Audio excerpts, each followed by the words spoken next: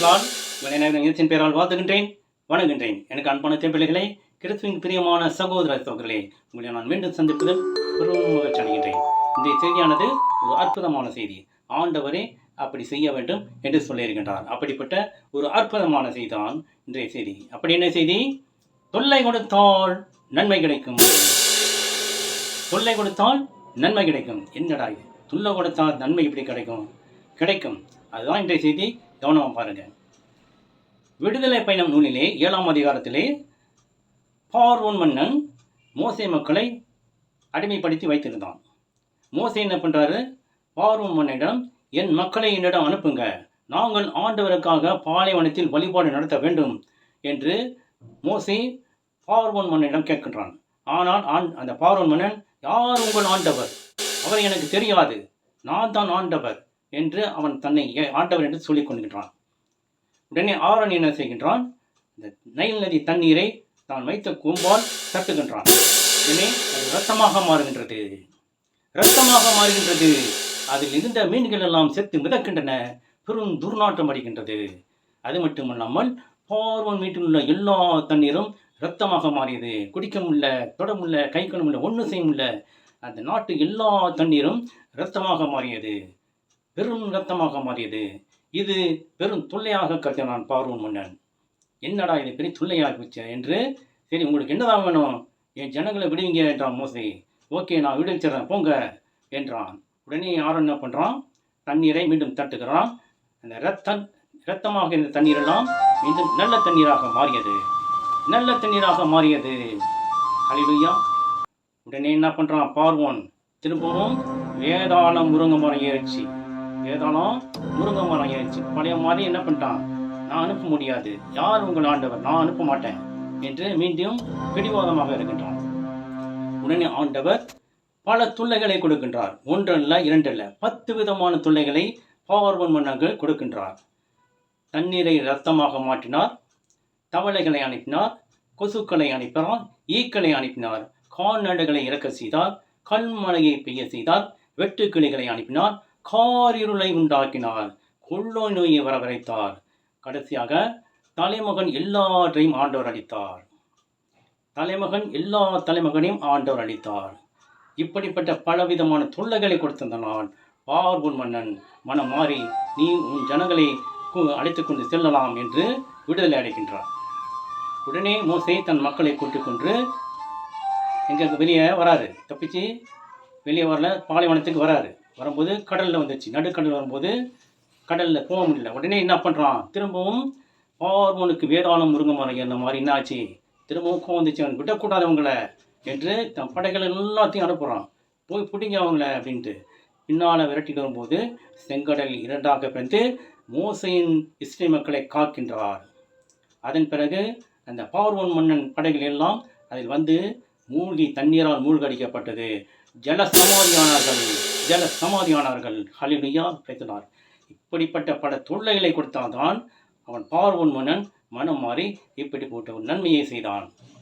ஆண்டவர் பார்வோனுக்கு செய்த தொல்லைகள் இப்போ நமக்கு தொல்லை கொடுக்கின்ற அது யாருன்னு பார்க்கலாம். நமக்கு தொல்லை கொடுத்தாக்கா நம்ம என்ன செய்வோம்? அதான் அடுத்ததாக பார்க்கலாம். ஹல்லேலூயா.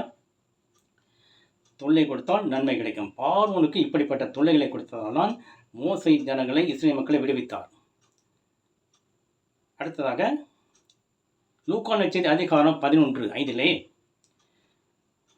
உங்களுக்கு ஒருவர் தன் நண்பனிடம் நள்ளிரவில் சென்று, நண்பா, 3 அப்பங்களை எனக்கு கடனாக கொடு, என் நண்பர் ஒருவர் பயணம் செய்யும் வழியில் என்னிடம் வந்திருக்கிறார், அவருக்கு கொடுக்க என்னிடம் ஒன்றுமில்லை என்று சொல்வதாக வைத்துக் கொள்வோம். உடனே உள்ளே இருப்பவர், எனக்கு தொல்லை கொடுக்காதே, ஏற்கனவே கதவு பூட்டி ஆயிற்று, என் பிள்ளைகளும் என்னோடு உறங்குகின்றார்கள், என்னால் எழுந்து உமக்கு தர முடியாது அப்படின்றார். இருந்தாலும் எனினும் அவர் விடாப்பிடியாக கதவை தட்டி கொண்டே இருந்ததால் அவன் நண்பன் என்பதற்காக இல்லாவிட்டாலும் அவருடைய தொல்லையின் பொருட்டு எழுந்து அவருக்கு தேவையானதை கொடுப்பார் என நான் உங்களுக்கு சொல்லுகிறேன். நான் உங்களுக்கு சொல்கிறேன் என்கிறார் ஆண்டவர்.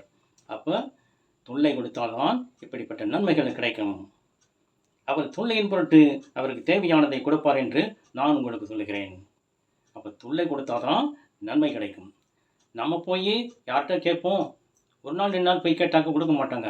என்ன செய்ய, ஏதோ ஒரு வேலை, கவர்மெண்ட் வேலை, நல்ல ஜாப் இல்லை, இங்கே ஏதோ முக்கியமானது, இன்றைக்கி வா, நாளைக்கோ, அப்புறமா இப்போ என்று இழுக்கடிப்பாங்க.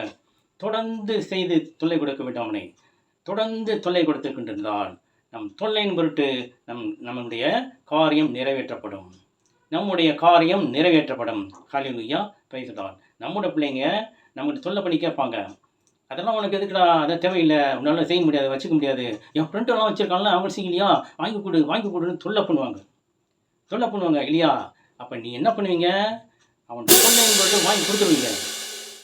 பொருட்டு வாங்கி கொடுத்துருவீங்க. ஆக தொல்லையினால் அவன் நன்மை கிடைக்கின்றான். ஹல்லேலூயா, ஆக தொல்லை கொடுத்தால் நன்மை கிடைக்கும். ஹல்லேலூயா, பிரைஸ் தி லார்ட். அடுத்ததாக அதே லூக்கா அதிகாரம் 18 3 முதல் 8 வரை. நேர்மையற்ற நடுவரும் கைம்பண்ணும் அவர்கள் மனம் தளராமல் எப்பொழுதும் இறைவனிடம் மன்றாட வேண்டும் என்பதற்காக இயேசு ஒரு உவமையை சொன்னார். எதுக்கு சொல்றாரு? அவர்கள் மனம் தளராமல் எப்பொழுதும் இறைவனிடம் மன்றாட வேண்டும் என்பதற்காக இயேசு ஒரு உவமையை சொன்னார். ஒரு நகரில் நடுவர் ஒருவர் இருந்தார். அவர் கடவுளுக்கு அஞ்சி நடப்பதும் இல்லை, மக்களையும் மதிப்பதில்லை. அந்நகரில் கைம்பெண் ஒருவர் இருந்தார். அவர் நடுவரிடம் போய், என் எதிரியை தண்டித்து எனக்கு நீதி வழங்கும் அப்படின்றார். என்ன நீதி? கைம்பெண்ணா கணவனை இழந்தவள், புருஷனை இல்லாமல். அப்போ கணவனை இழந்த பெண்ணுக்கு என்ன பண்ணுவாங்க? பலவித ஆண்கள் தொல்லை கொடுப்பாங்க. என்னை கல்யாணம் பண்ணிக்க, இல்லை எங்கூட வா, நான் அப்படி வச்சுக்கிறேன், நல்ல மாதிரி வச்சுக்கிறேன் என்று பல பேர் தொல்லை கொடுப்பாங்க. அந்த தொல்லைக்கு தான் என் நீதி கேட்குறான் அந்த பெண்ணு. அது நடுவர் நெடுங்காலமாக எதுவும் செய்ய விரும்பவில்லை. பின்பு, நான் கடவுளுக்கும் அஞ்சுவதில்லை, மக்களையும் மதிப்பதில்லை என்றாலும் இக்கைம்பன் எனக்கு தொல்லை கொடுத்து கொண்டிருப்பதால்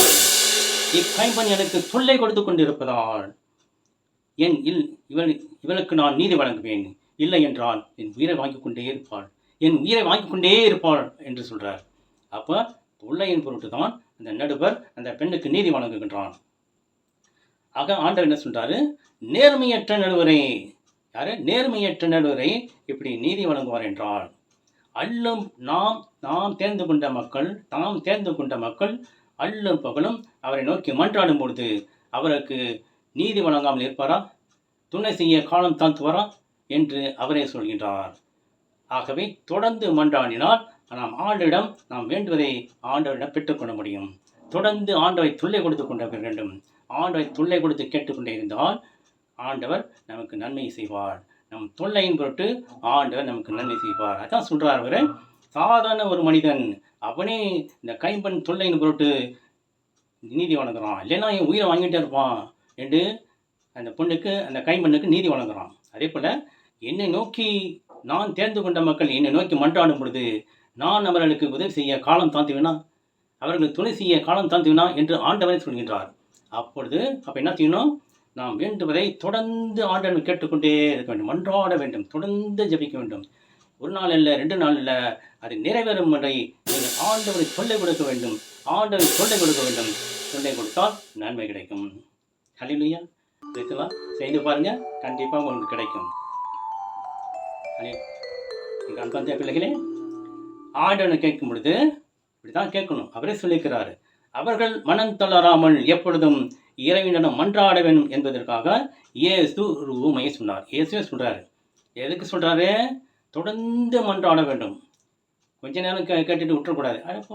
நேற்று தான் கேட்டேன், 4 நாள் கேட்டேன், 2 நாள் கேட்டேன், 3 நாள் கேட்டேன், கொடுக்க மாட்டேறாரு, வேணா நீ வச்சுக்கோ என்று கோவப்பட்டு போயிடுவீங்க. அப்படி செய்யக்கூடாது. மாறாக இறைவனிடம் தொடர்ந்து மன்றாட வேண்டும் என்பதற்காக இந்த ஊமை சொல்றார். அப்போ தொடர்ந்து மன்றாடினால் நாம் கேட்பதை ஆண்டவர் நமக்கு கொடுப்பார். ஆண்டவரை தொல்லை செய்து கேட்டால் ஆண்டவர் நமக்கு தேவையானதை கொடுப்பார். ஆண்டவரை தொல்லை கொடுத்தால் அவர் நமக்கு நன்மை செய்வார். தொல்லை கொடுத்தால் நன்மை கிடைக்கும். ஹல்லேலூயா, பிரைஸ் தி லார்ட். இப்பொழுது உங்களுக்காக ஜெபிக்க போகின்றேன். நீங்கள் அன்பான தந்தை இறைவா, உம்மை போற்றுகிறோம், துதிக்கின்றோம், ஆராதிக்கின்றோம். இதை செய்தியை பார்த்து கொண்டிருக்கும் அனைவரையும் ஆசீர்வதித்திடும். இவர்களும் உம்மை நோக்கி பலவித காரியங்களுக்காக தொடர்ந்து மன்றாடி கொண்டிருக்கின்றார்கள். உமக்கு தொல்லை கொடுத்து கொண்டிருக்கின்றார்கள். அவர்கள் தொல்லையின் பொருட்டு அவர்கள் தேவைகள் எல்லாம் நீர் கொடுத்து ஆசீர்வதிக்கும்படியாக உம்மை மன்றாடுகிறோம். இந்த மன்றாட்டுகளை எல்லாம் எங்கள் ஆண்டவராகிய இயேசு கிறிஸ்துவின் வழியாக ஏறெடுக்கிறோம். எங்கள் ஜீவனுள்ள நல்ல தந்தையே, ஆமென்.